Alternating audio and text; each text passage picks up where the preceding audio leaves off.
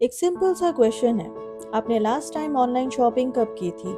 या नया mobile phone कब खरीदा था? नेटफ्लिक्स का सब्सक्रिप्शन, फूड डिलीवरी, ईएमआई पर कार, बच्चों की कोचिंग या फिर हेल्थ इंश्योरेंस। हमें लगता है कि ये हमारी डेली लाइफ के नॉर्मल एक्सपेंसेस हैं, लेकिन इकोनॉमिक्स की लैंग्वेज में आप सिर्फ शॉपिंग नहीं कर रहे, आप इकोनॉमी को मूव कर रहे हैं। और शायद इसीलिए इंडियाज मिडिल क्लास को कंट्रीज ग्रोथ इंजन कहा जा रहा है। तो मैं हूँ डॉक्टर मीनाक्षी कुमारी, और आज किसी डिफिकल्ट इकोनॉमिक थियरी की बात नहीं करेंगे। आज हम समझेंगे कि आखिर मिडिल क्लास इकोनॉमी को ग्रो कैसे करता है। सबसे पहले एक सिंपल चेन समझिए। मान लीजिए एक मिडिल क्लास फैमिली रेफ्रिजरेटर खरीदता है। फैमिली के लिए ये एक परचेज है, लेकिन इकोनॉमी के लिए कंपनी की सेल बढ़ी। ठीक है, इकोनॉमी के लिए कंपनी की सेल बढ़ी, रिटेलर का रेवेन्यू बढ़ा, ट्रांसपोर्ट कंपनी को बिजनेस मिला, वेयर हाउस का यूज हुआ तो एम्प्लॉयज को सैलरी मिली, गवर्नमेंट को टैक्स रेवेन्यू मिला। अगर डिमांड कॉन्टिन्यूसली बढ़ती है, कंपनी क्या करेगी? वो प्रोडक्शन को बढ़ाएगी, ठीक है, इन्वेस्टमेंट करेगी, हो सकता है नए एम्प्लॉयज भी हायर करे। यानी एक रेफ्रिजरेटर की परचेज सिर्फ रेफ्रिजरेटर की परचेज नहीं रही, ये इकोनॉमिक एक्टिविटी की एक पूरी चेन बन गई। इसी को ब्रॉडर सेंस में हम कंजम्पशन लेड ग्रोथ से कनेक्ट करके समझ सकते हैं। अब इंटरेस्टिंग पॉइंट ये है कि मिडिल क्लास सिर्फ मुंबई, दिल्ली या बेंगलुरु टैक्स लिमिटेड नहीं है।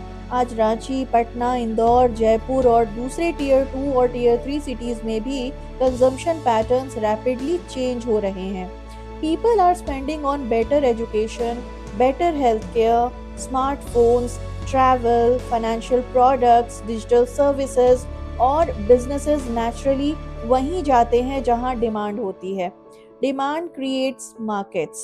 Markets attract businesses. Businesses create employment. तो employment creates income. और income फिर से consumption create करती है। देख लीजिए, इकोनॉमी का एक साइकिल बन गया। इकोनॉमिक टाइम्स में पब्लिश डिस्कशन का एक इंटरेस्टिंग पॉइंट ये भी था, 93% of spending in India may be powered by middle class और स्लाइटली एफ्लुएंट कंज्यूमर्स। अब 93% सिर्फ एक बड़ा नंबर नहीं है। बिजनेस पर्सपेक्टिव से इसका मतलब है कि कंपनीज को एक बहुत इम्पोर्टेंट क्वेश्चन पूछना पड़ेगा। फ्यूचर इंडियन कंज्यूमर कौन है? वो क्या खरीदेगा? वो कहाँ रहता है? उसकी इनकम क्या है?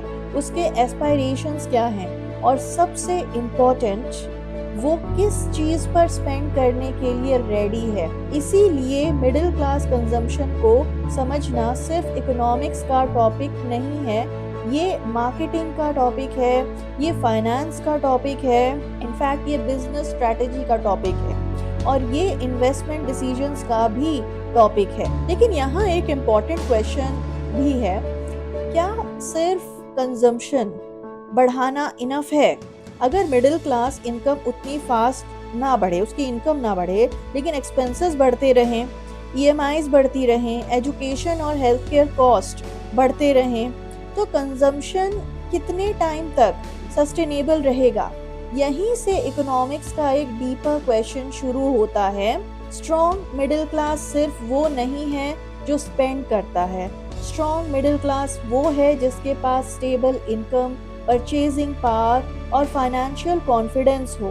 इसलिए जब हम कहते हैं middle class is the engine of growth, तो इसका मतलब सिर्फ ये नहीं कि मिडिल क्लास शॉपिंग करता है। इसका मतलब है कि मिलियंस ऑफ हाउसहोल्ड्स के स्मॉल इकोनॉमिक डिसीजंस मिलकर बिजनेस डिमांड क्रिएट करते हैं, इन्वेस्टमेंट इन्फ्लुएंस करते हैं, एम्प्लॉयमेंट सपोर्ट करते हैं, और अल्टीमेटली इकोनॉमिक ग्रोथ को पुश करते हैं। अब मैं आपसे एक क्वेश्चन पूछना चाहती हूँ। आप अपनी लाइफ को देखिए, पिछले 5 इयर्स में आपकी फैमिली का स्पेंडिंग पैटर्न सबसे ज्यादा किस एरिया में चेंज हुआ है? Education, health care, travel, technology या ऑनलाइन शॉपिंग?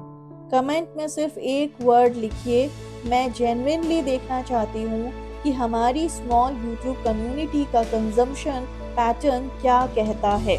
मैं हूँ डॉक्टर मीनाक्षी कुमारी और मेरे लिए डेली न्यूज़ सिर्फ न्यूज़ नहीं है।